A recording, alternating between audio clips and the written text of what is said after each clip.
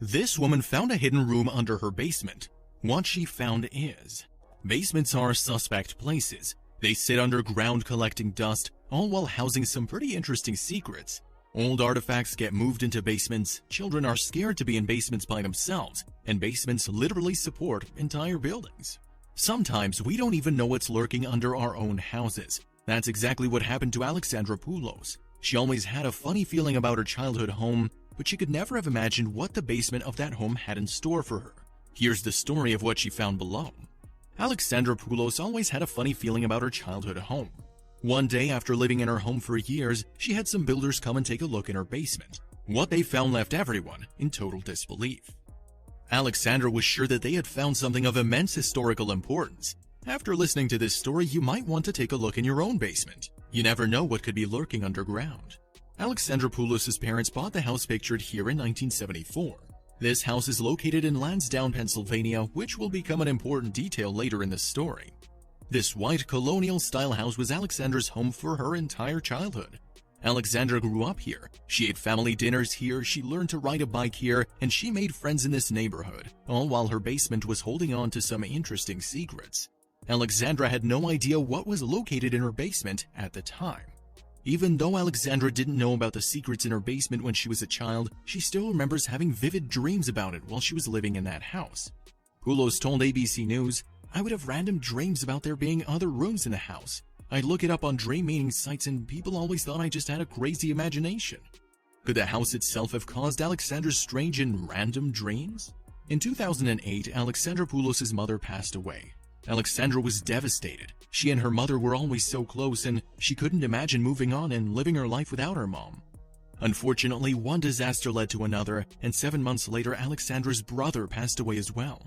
Alexandra didn't blame the house for those tragedies. She didn't think this house she loved so much would be haunted. After her mother and brother died, Alexandra convinced her father to sign the house over to her. A lot of Alexandra's friends and colleagues tried to tell her to sell the house, but she refused. She didn't want to lose the house she grew up in. She had made so many fond memories with her mother and brother in that house. Alexandra told the Epoch Times, "My mom and brother, they were still there to me. Alexandra couldn't leave her family behind. The house meant too much to her. There was no way that she was going to sell it." The problem was Alexandra had a house to live in that wasn't her childhood home. She didn't want to sell the house, but she didn't want it to go unused either. Alexandra found some tenants who agreed to rent the house while Alexandra lived in her own home. However, things didn't go according to plan.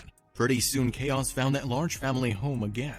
There were some issues with the house's foundations, aka the basement. This was an old house with some severe foundational issues. Pretty soon, the tenants noticed that the basement was starting to smell. A sewer pipe had cracked down there, and the whole system needed to be replaced. Cracks started appearing in the basement walls, but Alexandra was quick to spring into action.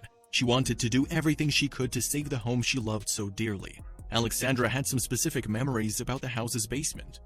She remembered the stories that her old neighbor used to tell her about what could be hidden under the house.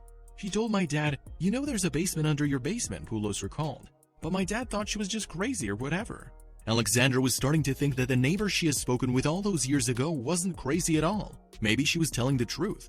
Alexandra wanted to find the basement under the basement. Alexandra took it upon herself to learn more about the history of her neighborhood. She wanted to gather as much information as she could. She soon discovered that a house just 5 minutes from her childhood home was somehow connected to the Underground Railroad. The Underground Railroad was made up of a whole bunch of routes and hidden spaces. The abolitionists used the road to smuggle American slaves to freedom before the North won the Civil War. Alexandra was disappointed that the basement in her home had issues, but she looked at the leak as an opportunity to learn more about the history of her home. She asked the builders and repairmen to do more than just fix the pipe. She asked them to dig a little deeper. She thought they might find evidence that her house was part of the Underground Railroad route. Maybe the route went right under her house.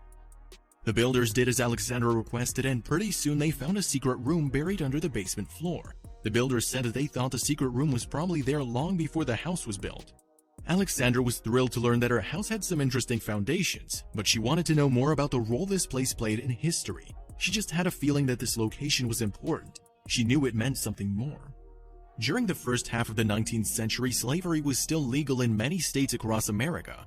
However, people were starting to realize how cruel it is to oppress an entire group of people. Resistance movements were gaining more traction, and the fight against slavery started to look like a fight that could be won. Many of the states in the North had already abolished slavery entirely. Progress was being made, even if it was slow. In the midst of this huge social and humanitarian shift, the Underground Railroad was born. Former slaves who were now freed risked everything to help enslaved people regain their freedom. Levi Coffin, a Quaker from North Carolina, smuggled thousands of slaves to safety at great personal risk. Harriet Tubman, who had already escaped her slaveholders, took it upon herself to liberate others. Without their heroic efforts, America would be a very different place than it is today. This network of activists and former slaves liberating people who were still enslaved became known as the Underground Railroad. The people who took the Underground Railroad out of slavery didn't actually travel by train, though. Most of them traveled by foot or on horseback. The term Underground Railroad was a reference to some of the code names that were used during this covert operation. This mission was successful because it was carried out so secretly and stealthily. Many people suspected that the Underground Railroad actually made use of underground tunnels. There are theories that the leaders of this operation actually used tunnels and underground rooms to make sure that nobody would see the slaves escaping. Could this room within a room in Alexandra's basement be connected to the railroad? Could this space have actually saved lives? Alexandra really wanted this to be the case. She wanted to know that her family's land was put to good use. Pennsylvania was technically a free state at the time of the Underground Railroad. However, the Fugitive Slave Act required officials and citizens to assist slaveholders who were attempting to recapture slaves who had run away.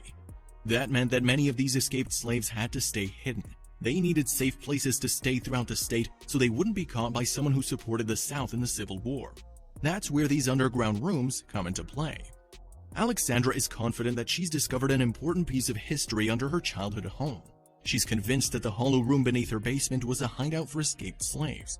However, historians have warned people like Alexandra that it can be easy to get carried away. Rachel Molishok from the Historical Society of Pennsylvania has suggested that the secret room may just have been a place to store valuables, or it could have just been used as storage space.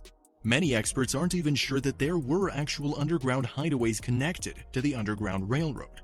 It would take a lot of time and money to build an underground tunnel or hideaway.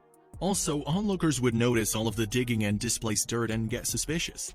Very few buildings in the North actually have secret rooms, at least very few buildings we know of. Maybe Alexandra really was onto something. Maybe there are lots of secret rooms, but we just haven't found them yet.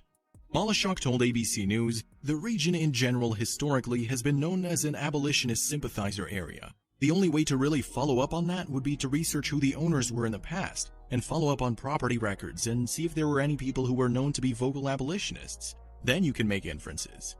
So there may be a way to get closer to solving this mystery. Alexandra wanted to know the truth. Although Alexandra still hasn't been able to find concrete evidence that connects her secret room to the Underground Railroad, she's still actively researching the history of her community. One day, Alexandra would like to lead tours of the secret room in her basement, and of other secret rooms in the area should they be uncovered. Alexandra is currently working on educating herself and gathering as much evidence as she can gather. She doesn't want the efforts of the members of the Underground Railroad to be forgotten.